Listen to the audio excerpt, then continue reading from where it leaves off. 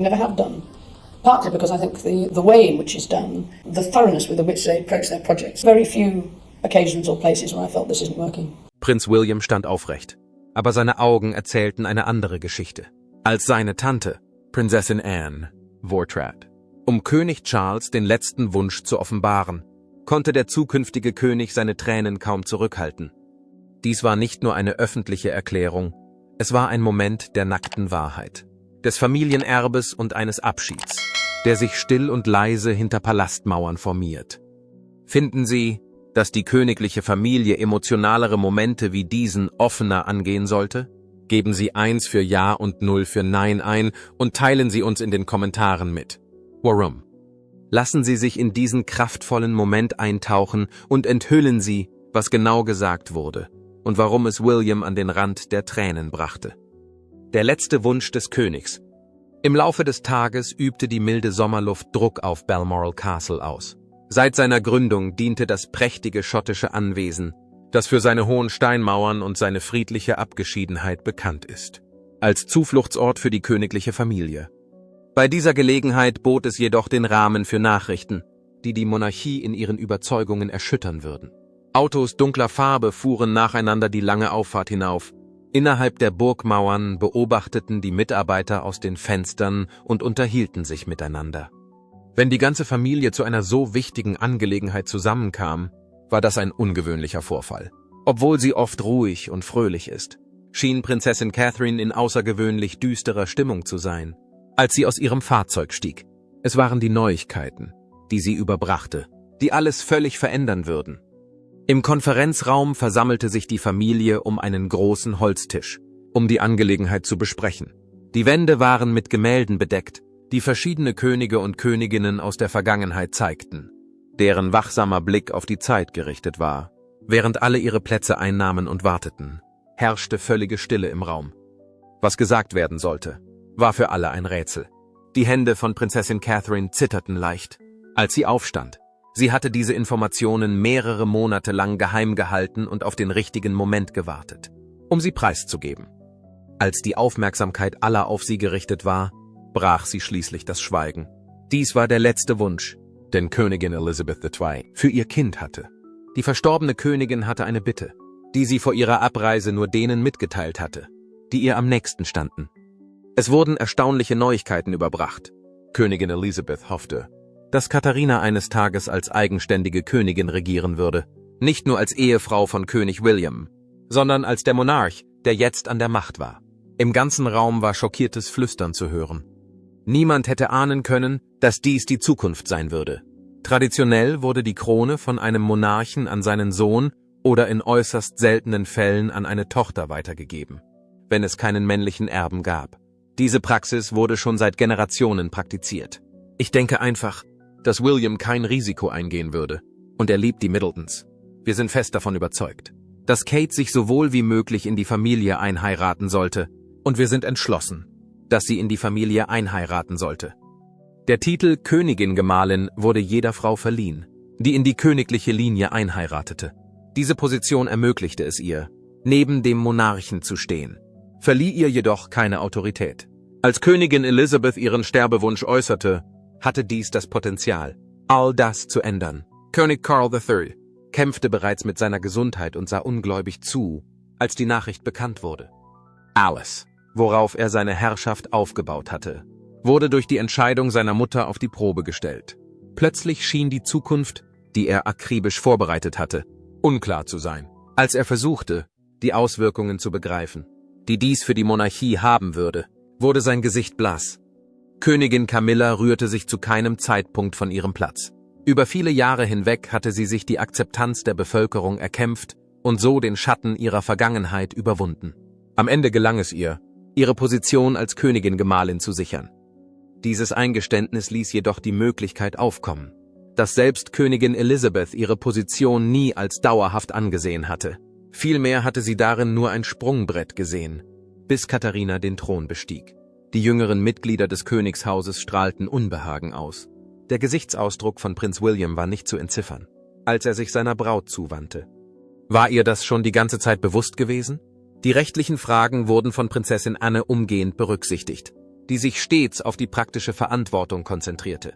Während Prinz Edward und Sophie gemeinsam versuchten herauszufinden, was das bedeuten könnte, murmelten sie miteinander.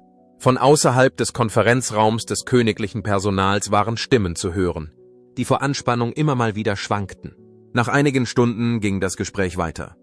Einige Leute befürworteten das Konzept und wiesen darauf hin, wie sehr die breite Öffentlichkeit Catherine bewunderte. Einige Leute widersetzten sich dieser Idee, weil sie befürchteten, dass eine Verschiebung dieser Größenordnung möglicherweise die Stabilität der Monarchie untergraben könnte. Nach einer gefühlten Ewigkeit kam die Familie schließlich mit erschöpftem Gesichtsausdruck zurück. Es sei keine einzige Entscheidung getroffen worden. Durch die Entdeckung waren tiefe Spannungen entstanden, die auch zu Rissen geführt hatten, die nicht ohne weiteres repariert werden konnten. In den folgenden Tagen erfolgte die Kommunikation zwischen den Königshäusern auf diskrete Weise. Hinter verschlossenen Türen fanden Beratungen mit Anwälten und Verfassungsexperten statt. Nach Abwägung aller möglichen Ergebnisse erarbeitete die Pressestelle des Palastes eine Stellungnahme. Aber keiner von ihnen wurde veröffentlicht. Der letzte Wunsch der Königin wurde ihr Leben lang streng geheim gehalten. Den Einfluss spürte ein weitaus größeres Publikum als nur Camilla und Catherine. Während Prinz Harry und Meghan aus den USA zusahen, waren sie neugierig auf die möglichen Auswirkungen, die dies auf die Position ihrer Kinder in der Thronfolge haben könnte. Die Prinzessinnen, Beatrice und Eugenie, waren neugierig, welche Auswirkungen dies auf ihre jeweiligen Rollen innerhalb der Familie haben würde. Sogar Lady Louise Windsor und James, Mitglieder der königlichen Familie, die selten im Blickpunkt der Öffentlichkeit standen, waren nun Teil der zunehmenden Unsicherheit. Die Lebensweise in London änderte sich nicht. Zahlreiche Menschen schlenderten am Buckingham Palace vorbei, machten Fotos und winkten den vorbeifahrenden königlichen Autos zu. Außerhalb der Palastmauern bemerkte niemand den Sturm, der sich im Inneren entwickelte. Die königliche Familie befand sich mitten in einer Krise, die das Potenzial hatte, ihr Schicksal auf unbestimmte Zeit zu verändern. Eines war für jede einzelne Person im Raum von Balmoral sehr offensichtlich. Zu diesem Zeitpunkt würde die Monarchie nie wieder dieselbe sein. Es war der sterbende Wunsch von Königin Elizabeth, der eine Reihe von Ereignissen in Gang gesetzt hatte, mit denen niemand gerechnet hatte. Nun, da sie diesen Punkt erreicht hatten, befand sich die Familie an einem Scheideweg, hin und her gerissen zwischen Veränderung und Tradition. Es waren nicht die Kräfte von außen, die die größte Gefahr für das Königreich darstellten. Vielmehr waren es die Spannungen, die sich innerhalb seiner Mauern aufbauten. Allerdings aufgrund der stetig zunehmenden Spannungen innerhalb seiner Mauern. Größere Sorgen drohen der königlichen Familie, die mit den neu entstandenen Schwierigkeiten umzugehen versucht. Wenn König Charles lange genug lebt, wird er Zeuge der Erfüllung der Bitte seiner Mutter sein. Die Uhr tickt. Während König Charles an seinem Schreibtisch im Clarence House saß und Staatsdokumente prüfte, strömte die strahlende Morgensonne durch die großen Fenster des historischen Gebäudes. Während er nach seinem Stift griff, spürte er ein leichtes Zittern in seiner Handfläche, was ein kleiner Hinweis auf den erheblichen Konflikt war, der in seinem Körper stattfand. Der Creeps, ein Gegner, den keine königliche Krone oder Autorität einfach wegkommandieren konnte, war der Gegner, dem sich der inzwischen 76-jährige Monarch gegenübersah. Im Februar 2024 wurde die Nachricht bekannt gegeben. Mit feierlicher Miene stellten die Ärzte die Diagnose. Der Palast machte zunächst keine Angaben zur Lage und gab lediglich an, dass bei dem König Krebs diagnostiziert worden sei und er sofort mit der Behandlung beginnen werde. Es war eine Botschaft des Optimismus an die Bevölkerung. Als die Türen jedoch geschlossen wurden, schien die Situation weitaus schlimmer zu sein. Am Morgen eines Donnerstags im April hatte der König ein beunruhigendes Gefühl. Die Nebenwirkungen der Krebsbehandlung zeigten sich, was bei seinen Ärzten zu größerer Besorgnis führte. Die königlichen Pläne änderten sich rasch. Während der Monarch in die London Clinic gebracht wurde, ein privates Krankenhaus, das häufig von wohlhabenden und einflussreichen Persönlichkeiten besucht wird, telefonierten die Mitarbeiter des Palastes ständig miteinander. An diesem Tag lief der Straßenverkehr in London wie gewohnt weiter. Mehrere Touristen machten Fotos vor dem Buckingham Palace. Die Mitarbeiter im Büro rannten zu den Besprechungen. Nur wenige Menschen wussten, dass medizinische Fachkräfte arbeiteten, um dem König bei seinen Behandlungsproblemen zu helfen, während sie sich in einem benachbarten Krankenzimmer befanden. Es schien, als liefe alles nach Plan, als Charles an diesem Abend zum Clarence House zurückkehrte und mit Königin Camilla zu Abend aß. Am Morgen wurden die Pläne jedoch geändert. Er konnte unerwarteterweise nicht zu seinem Besuch nach Birmingham kommen. In einer sorgfältig verbreiteten Stellungnahme erwähnte der Palast die Empfehlung der Ärzte sowie die nachteiligen Folgen der Medikamente. Genau die richtige Menge an Informationen, um eine Aussage zu machen, ohne zu viele Informationen preiszugeben. Der Alltag des Monarchen hat sich seit seiner Diagnose verändert. Der Buckingham Palace hat uns über die niederschmetternde Nachricht informiert, dass bei dem König Krebs diagnostiziert wurde. Diese Informationen wurden uns zur Kenntnis gebracht. Bevor bei ihm Krebs diagnostiziert wurde, arbeitete er von den frühen Morgenstunden bis spät in die Nacht, las offizielle Dokumente, besuchte Veranstaltungen und traf sich mit Wohltätigkeitsorganisationen. Derzeit werden die roten Kartons mit offiziellen Papieren seltener verschickt. In seinem früher vollgestopften Terminkalender waren plötzlich große Lücken frei. Die Mitarbeiter des Palastes sahen auch andere Veränderungen. War er früher voller Enthusiasmus und bereit, über seine Bemühungen zu sprechen, wählt der König seine Unternehmungen nun mit großer Vorsicht. Er sparte seine Kräfte, indem er sich ausschließlich auf die wichtigsten Dinge konzentrierte. Es herrschte eine merkwürdig ruhige Atmosphäre in den Gängen des Schlosses, die zuvor von seinen lebhaften Bewegungen und lebhaften Gesprächen über die Umgebung und den Aufbau der Stadt erfüllt waren. Es ist ungewöhnlich, dass Mitglieder der königlichen Familie über ihre Gesundheitsprobleme sprechen. Ihre gesundheitlichen Probleme wurden von Königin Elizabeth II. Zu keinem Zeitpunkt besprochen. Obwohl sie sich in ihren letzten Lebensmonaten befand und Schwierigkeiten beim Gehen hatte, waren die Verlautbarungen des Palastes weiterhin prägnant und positiv. König Charles wählte einen anderen Weg. Anstatt seine Krankheit geheim zu halten, gab er bekannt, dass er an Krebs leide, verriet jedoch nicht, an welcher Krebsart er konkret litt. Seine medizinischen Fachkräfte hofften, dass diese Ehrlichkeit andere dazu inspirieren könnte, Hilfe zu suchen. Und das geschah auch. Nachdem sie die Nachrichten gehört hatten, bewerteten Tausende von Menschen ihre Symptome oder planten selbst Untersuchungen. Obwohl er gesundheitliche Probleme hatte, kam Charles weiterhin einigen seiner königlichen Verpflichtungen nach. Beim Ostergottesdienst stand er strahlend da und blickte das Publikum an, obwohl sein Gesicht schmaler wirkte. Zusammen mit Königin Camilla ging er zu einem Krebsbehandlungszentrum, wo er Menschen traf, die ebenfalls mit derselben Krankheit kämpften. Während er sich in der Kaserne in Hampshire aufhielt, unterhielt er sich mit den Truppen und machte humorvolle Bemerkungen über seine Entlassung aus seiner Haft. Dies zeigte, dass sein Sinn für Humor auch unter schwierigen Umständen erhalten blieb. Sowohl den Frühling als auch den Sommer verbrachte er mit einer Therapie. Es gab Tage, die einfacher waren als andere. Mitarbeiter des Palastes wurden darin geschult, die Signale zu lesen. Wann immer er eine bestimmte Krawatte auswählte oder ein bestimmtes Abendessen wünschte, war ihnen bewusst, dass er mehr als gewöhnlich arbeitete. Sie waren sich darüber im Klaren, dass der König Ruhe brauchte. Wenn sich der Terminplan der Treffen unerwartet änderte oder der königliche Arzt ohne Vorwarnung erschien. Die Krankheit des Monarchen belastete die Familie, die bereits mit großen Schwierigkeiten zu kämpfen hatte, zusätzlich. Der Prinz von Wales übernahm zusätzliche Verantwortung und machte sich gleichzeitig Sorgen um seinen Vater. Prinzessin Anne sorgte dafür, dass die königlichen Verpflichtungen erfüllt wurden, indem sie an Zeremonien teilnahm, die an seiner Stelle abgehalten wurden. Trotz der Konflikte in der Vergangenheit hielt Prinz Harry den Kontakt zu seinem Vater aufrecht und erkundigte sich nach seinem Gesundheitszustand. Im Laufe der Zeit behielt König Karl III. Weiterhin seine Position auf dem Thron, hinter den verschlossenen Türen der Paläste und königlichen Anwesen im gesamten Vereinigten Königreich hatten jedoch diskret die Vorbereitungen für alles begonnen, was die Zukunft bringen könnte. Alle Augen sind auf Prinz William gerichtet, während König Charles darum kämpft, die gesundheitlichen Probleme zu überwinden. Mit welchen Strategien bereitet er sich auf die Zukunft vor, die früher zu kommen scheint, als alle erwartet haben? Die Last, die die Krone trägt. Um ein zukünftiger König zu werden, geht es um mehr als nur darum, Autorität zu besitzen oder Vorteile genießen zu können. Damit gehen enorme Pflichten einher, die niemals abgeschafft werden würden. Dies ist etwas, was Prinz William, der als nächster König antritt, wirklich besser versteht als jeder andere. Williams Stellung innerhalb der königlichen Familie wird immer wichtiger, da sein Vater, König Charles, mehr Wert auf seine Gesundheit legt.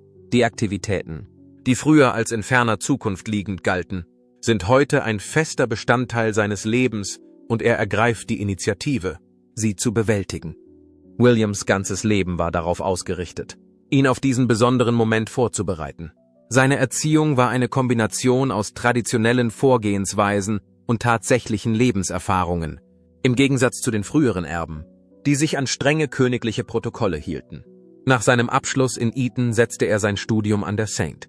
Andrews University fort, wo er bedeutende akademische Fortschritte machte. Darüber hinaus diente er bei der Royal Air Force als Such- und Rettungspilot, eine Position, die ihm die Möglichkeit gab, einen echten Einfluss auf das Leben anderer Menschen zu nehmen.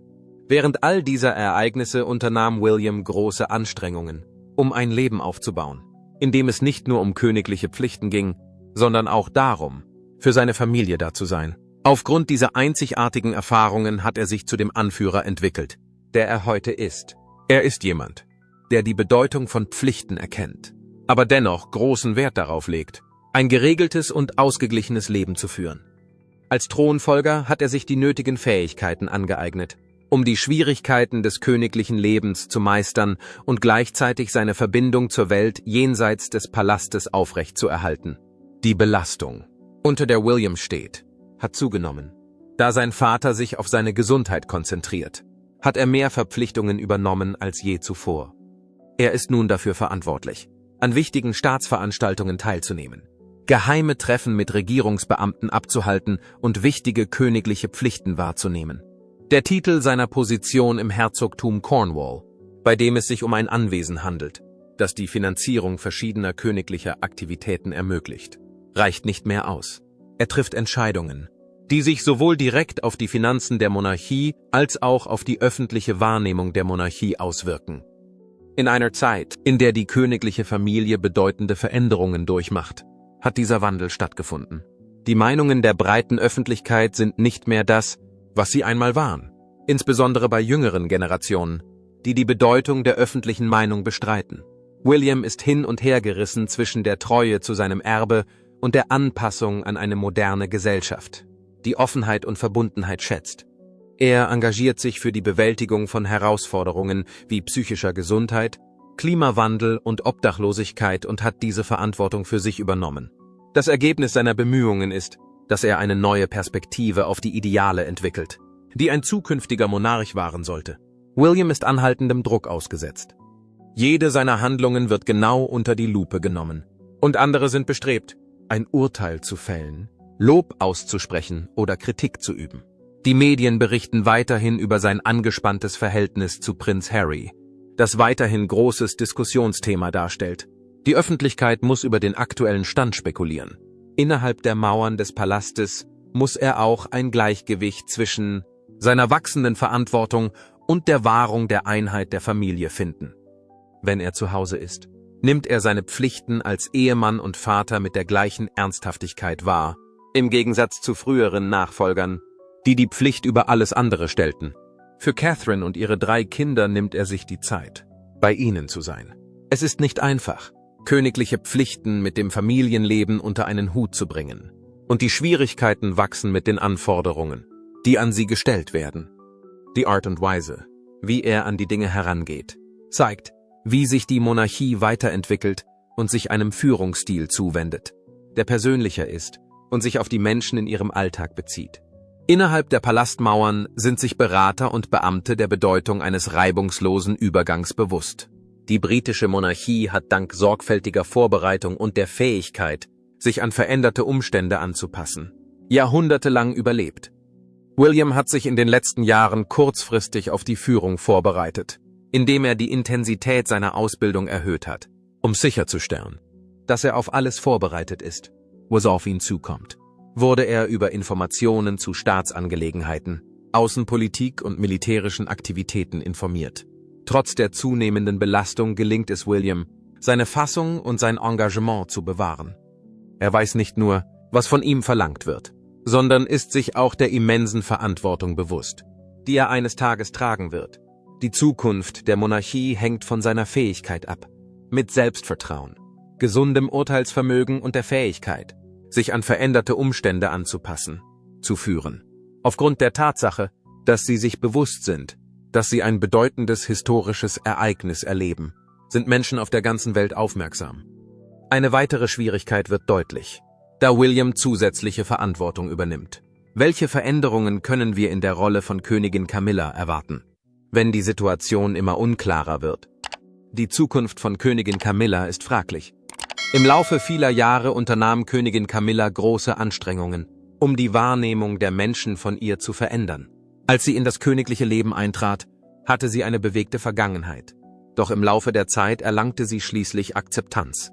Im Laufe der Zeit entwickelte sie sich zu einer bedeutenden Spielerin an der Seite von König Charles. Sie akzeptierte ihre Position als Königin-Gemahlin und stand neben ihm als eine seiner vertrauenswürdigsten Beraterinnen.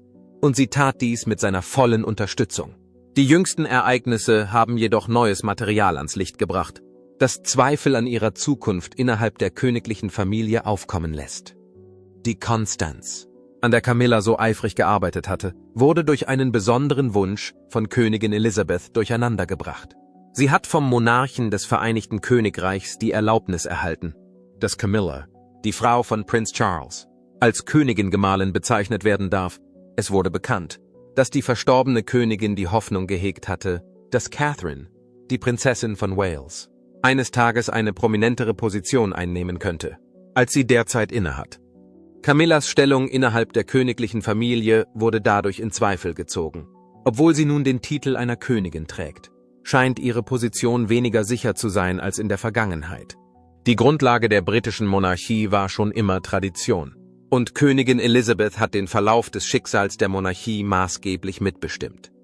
In ihrer Aussage machte sie deutlich, dass Camilla als Königin-Gemahlin bezeichnet werden sollte.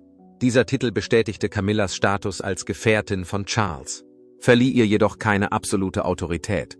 Die aktuelle Enthüllung deutet andererseits darauf hin, dass Elizabeth möglicherweise eine andere Vision für die Zukunft hatte, eine, in der Catherine eines Tages als Königin mit mehr Autorität auftreten könnte und nicht nur als unterstützende Gemahlin. Die königliche Familie befindet sich aufgrund dieser neuen Entwicklung derzeit in einer prekären Situation, die zu Spannungen zwischen Camilla und Catherine geführt hat. Grüße an alle und vielen Dank, dass Sie heute zum Buckingham Palace gekommen sind. Es ist eine große Freude, Ihr stolzer Präsident zu sein. In ihren jungen Jahren galt Camilla als umstrittene Figur, dennoch hatte sie konzertierte Anstrengungen unternommen, um über diese Jahre hinwegzukommen. Aufgrund der Tatsache, dass ihre Verbindung zu Charles in der Vergangenheit zu mehreren Kontroversen geführt hatte, nahm sie die breite Öffentlichkeit nicht ohne weiteres auf.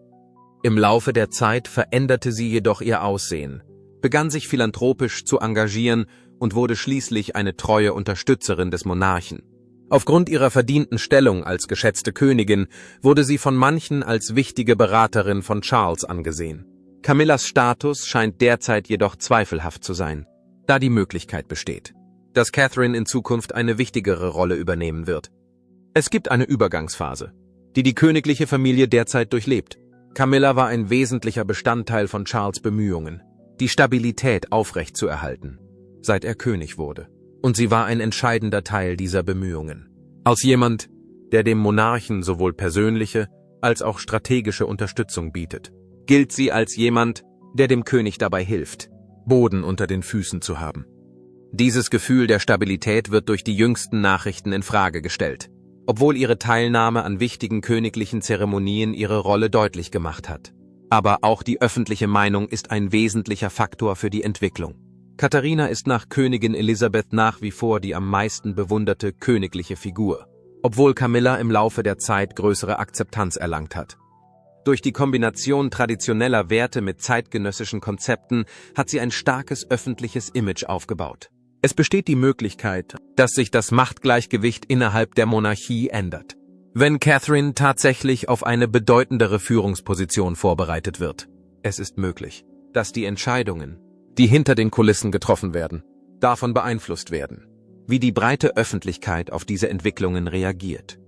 Zusätzlich zu den Dynamiken innerhalb der Familie bringt dieses Ereignis ein weitaus größeres Problem für die königliche Familie ans Licht. Eine klare Thronfolge und der Glaube des Volkes sind für das Funktionieren der Monarchie von wesentlicher Bedeutung. Instabilität kann durch Verwirrung hinsichtlich der Pflichten innerhalb der Familie verursacht werden, insbesondere in Übergangszeiten. Das könnte wieder in Ordnung gebracht werden. Sie werden eine erhebliche Menge Kohlenstoff speichern, selbst wenn es sich neben Alleen nur um Heckenbäume und Hecken handelt. Damit Charles seine Herrschaft aufrechterhalten kann, muss er diese Konflikte bewältigen und gleichzeitig dafür sorgen, dass die königliche Familie in den Augen der Regierung zusammenbleibt. Zu diesem Zeitpunkt hängt Camillas Zukunft davon ab, wie sich die Dinge entwickeln. Solange Charles sie weiterhin in ihrer Eigenschaft als Gemahlin der Königin unterstützt, kann sie ihre Position möglicherweise ohne Widerstand behaupten.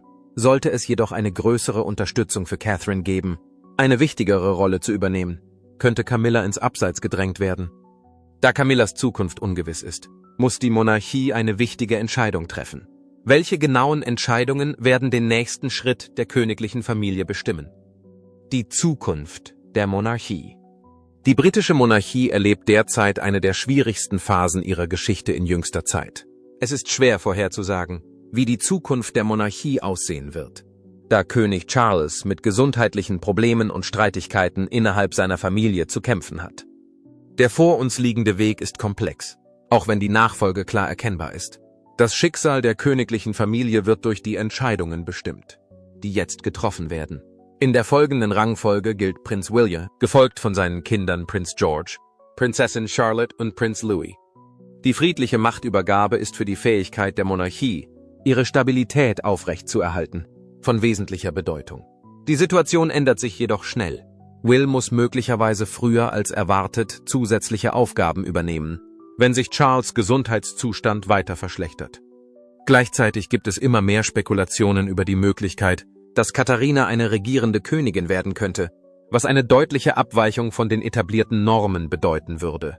Um ihn bei der Bewältigung seiner Schwierigkeiten zu unterstützen, verlässt sich König Charles auf eine ausgewählte Gruppe vertrauenswürdiger Berater im Palast. Sir Clive Alderton gilt als einer der prominentesten Vertreter dieser Gruppe, wenn es darum geht, Entscheidungen zu beeinflussen und sicherzustellen, dass sie mit den langfristigen Zielen der Monarchie im Einklang stehen. Spielt Sir Clive in seiner Funktion als oberster Privatsekretär des Königs eine wichtige Rolle. Er ist auch äußerst wichtig für die Pflege des öffentlichen Images der königlichen Familie. Sein Rat ist wichtiger als je zuvor, da so viele bedeutende Probleme auf dem Spiel stehen. Während alles im Gange ist, haben William und Catherine versucht, die Methode zu modernisieren, mit der sie ihre königlichen Pflichten wahrnehmen. Obwohl sie weiterhin an Traditionen festhalten, konzentrieren sie sich auf wichtige Themen wie soziale Gründe, Umweltbelange und das Bewusstsein für psychische Gesundheit. Sie haben auch die Art und Weise verändert, wie sie kommunizieren. Sie versuchen, sich selbst als zugänglich und engagiert darzustellen, mit dem Ziel, sicherzustellen, dass die Monarchie in der modernen Welt weiterhin relevant bleibt, anstatt sich auf den Glanz und Glanz des königlichen Lebens zu konzentrieren. Ein weiteres großes Hindernis, mit dem die königliche Familie zu kämpfen hat, ist der anhaltende Konflikt zwischen Prinz Harry und Meghan Markle. Die Kluft zwischen den Brüdern ist ungelöst und die unterschiedlichen Wege, die sie eingeschlagen haben, erregen weiterhin große Aufmerksamkeit in der Öffentlichkeit. Obwohl sich William und Catherine weiterhin auf ihre königlichen Pflichten konzentrieren, wird die Kluft zwischen ihnen und Harry immer größer. Die Art und Weise, wie sie auf diesen Umstand reagieren, wird erhebliche Auswirkungen auf die Zukunft der Monarchie haben. Insbesondere im Hinblick darauf, wie die breite Öffentlichkeit die Fähigkeit der Familie wahrnimmt, ihre Einheit zu wahren. Darüber hinaus verfolgt König Charles eine neue Strategie im Hinblick auf seine Gesundheit. Historisch gesehen ist bekannt, dass Monarchen ihre medizinischen Bedenken geheim hielten. Allerdings hat Charles seine Krebsbehandlung transparent dargelegt. Dies ist ein bedeutender Wandel, der darauf hindeutet, dass die königliche Familie möglicherweise in die Richtung geht, gegenüber der Bevölkerung transparenter zu sein. Die Art und Weise, wie Einzelpersonen auf diese Anpassung reagieren, könnte sich darauf auswirken, wie die königliche Familie künftig Gesundheitsprobleme angeht. Hecken, Bäume und Hecken, die eine erhebliche Menge Kohlenstoff speichern und auch als Alleen dienen, könnten zur Wiederherstellung dieses Aspekts genutzt werden. Im Alter von 76 Jahren steht Charles vor der herausfordernden Aufgabe, die Stabilität der Monarchie aufrechtzuerhalten und sie gleichzeitig auf die Zukunft vorzubereiten. Seine Herrschaft auf dem Thron fällt in eine Zeit, in der die königliche Familie vor der Herausforderung steht, ihre Verantwortung mit den Erwartungen des Volkes in Einklang zu bringen. Einige glauben, dass sich die Monarchie verändern muss, um ihre Bedeutung zu bewahren, während andere befürchten, dass übermäßige Veränderungen ihre Grundlagen destabilisieren könnten. Die Entscheidungen, die heute getroffen werden, werden noch für längere Zeit Auswirkungen auf die Monarchie haben.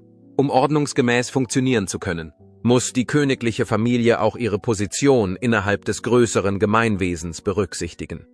Viele Nationen, deren Staatsoberhaupt weiterhin der britische Monarch ist, beginnen, ihre Verbindung zur Monarchie neu zu bewerten. Beispielsweise hat Barbados die Entscheidung getroffen, den britischen Monarchen nicht länger als Anführer fungieren zu lassen, und es ist möglich, dass andere Nationen diesem Beispiel folgen würden. Wie die königliche Familie auf diese Entwicklungen reagiert, wird das Ausmaß ihres Einflusses rund um den Globus bestimmen. Die Monarchie sieht sich mit einer Reihe bedeutender Zukunftsfragen konfrontiert. Bei gleichzeitiger Anpassung an die sich ändernden Zeiten ist es notwendig, eine Methode zu finden, um die Traditionen aufrechtzuerhalten, die die Menschen erwartet haben. Bei der Auseinandersetzung mit Familienangelegenheiten ist es notwendig, das Vertrauen der Öffentlichkeit zu wahren.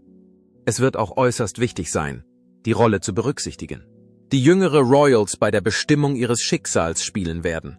Die Entscheidungen, die in den kommenden Jahren getroffen werden den weiteren Verlauf der Ereignisse für die britische Königsfamilie bestimmen.